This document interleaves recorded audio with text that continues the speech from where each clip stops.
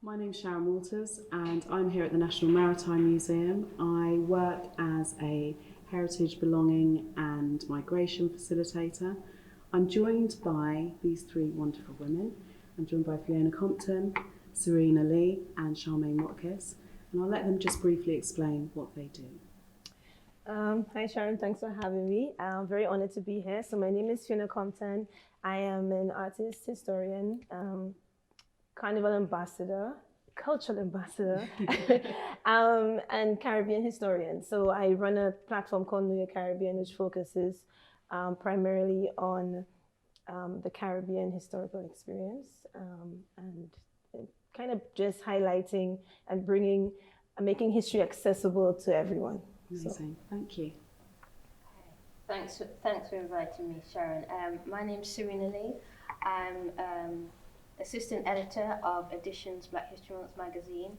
I also run a platform called Georgian Diaspora, where I focus on the African diaspora and fashion and multicultural fashion in history.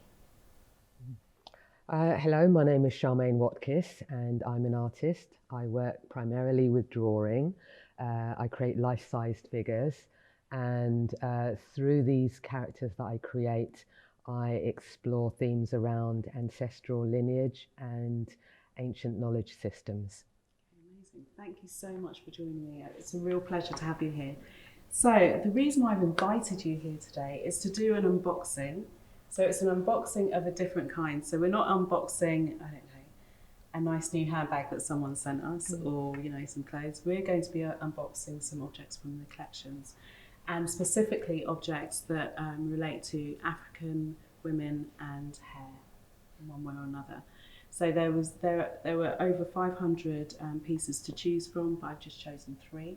And I thought what we could do today is just have a look through and just document our responses to these pieces and go from there.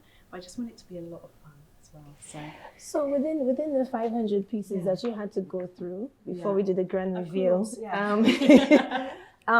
all of those pieces were relating to African women and hair, or well, it was quite a difficult thing to go through. So it was literally putting in those words into the search engine and then seeing what comes up. The pieces that come up aren't always what you're looking for, obviously. Sometimes you're thinking, I don't know how that actually relates to what I'm searching for. But these 3 that I've selected relate most closely, and I felt were very interesting and would be a good kind of starting point for conversation and a discussion. Okay. So, and you are able to access the collections online. Oh, so, you are? Yeah, so you are able to search. But I thought for the purposes of this meeting, it would be a really good idea for you guys not to know what you're going to look at. And just go looking forward to it. Cold, Yes. And just get a chance to have a chat and a discussion about this. So should we do it? Yes, let's go for it. Okay, so the first one we have here. Oh, Wow, it's beautiful. It's beautiful, isn't it? Yes. Do you want to describe what you can see? the intricacies of her hair. Okay. Not just the big corners in the back, but the smaller ones in the front as well. It's incredibly delicate the way that Just it's delicate. rendered. It's a beautiful side profile. But it's quite contemporary as well. I mean, I could see myself wearing that hairstyle quite easily. If I grew one I would. Absolutely. But yeah, beautiful, yes. And her jewelry. She has earrings and a necklace. I know that's you. Because when you do your writings on your page, you always very beautifully describe and pay close attention to the jewelry that the subject that you're talking about wears. On the Georgian diaspora. Yes, yes, absolutely. Yeah, because I love to focus in on the intricate details, and then I kind of focus out. I think it's so important when you have a piece of art to kind of focus in exactly on what's there, the visual aspect, and then you bring it together with such a, I mean, this is a beautiful, beautiful image, and it's a young girl. Yes. Yeah, so how old is this? When does it date back to? So this dates back to 1775, and the artist is Gabrielle Bray. The piece is a drawing of a West African woman. It's a left-sided profile. I was drawn to this mainly because of my Seeing Ourselves series, which focuses on women of African descent, and I just really felt a really close connection with the piece. Yeah, really close connection. Where is the artist from? That's a really good question. So I haven't done loads of research into this particular artist, but I'm not guessing the artist is African. Well, yes. Yeah, With the Western name. gaze, So, yeah.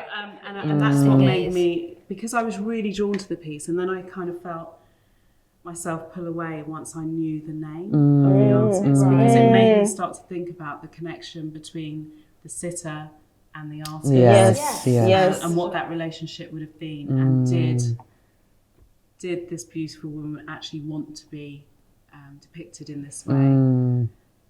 And where is her voice in this piece? I think is Yeah, I mean, that's the thing, as you said, when you start to look into the artist, it takes away from you focusing on the image itself. But it's always interesting to look at, to consider that relationship between two of them, because we've seen it's beautiful. And I think, you know, when you look at depictions of Black women, you know, during those times, you always have to consider, because, you know, the Black women are, during those times will always, when they're in contact with European men in particular, they are subjects of servitude. So, you know, it's interesting because, you know, when you look at it, it's really beautiful. You know, there's so much time taken into documenting her hair and to putting in her jewelry and so on, and then, you know, but you still wonder the relationship. Yeah. I have a little bit of information that I can share. So it's a left profile study of a female African head, which we know, with elaborately braided hair, presumably made on one of Bray's 2 voyages to West Africa. It is one of 4 single monochrome studies of African heads by Bray in the related group, which also includes 3 more stylized pairs on single sheets. So it gives you a little bit of context of when the work would have been made. So do you know But nothing about her. Sorry. And that's the interesting thing. Yeah, nothing about her. From what I can see, we have nothing about her. Yeah, I think one of the frustrating things is when they just say West Africa. Because I mean, it could be anywhere. I find it so dismissive when they do that. Because, you know, obviously like a Fulani woman is so different from an Ashanti woman, and, you know, that's both West Africa. So it's just, that's like one of the frustrating things when you find pieces like this, because you want to know more. Okay, which part of West Africa? Okay, so maybe she was from this tribe. You want to build a narrative of the person, because all of us want to know who this woman was. What was the context of their engagement? You know, what was she, if it was like the artist, what was he coming to West Africa to do? It's to do some kind of business. There's going to be some involvement of the slave trade. Was she a free woman? Was she about to go on to a ship? What was it? How did they come to interact with each other for him to document this? I think there's always a tension when especially when I'm doing, you know, picking pictures for Georgian diaspora. And it's true, you see these images and you wonder what kind of state or what the situation was when this image was being rendered.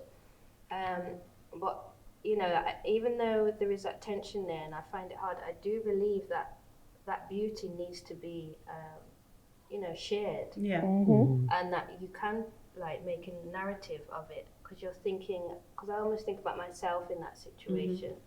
Okay, so a white man or whatever the situation was may have put that together, but that still is a person, and I think it's important to honour that in some way.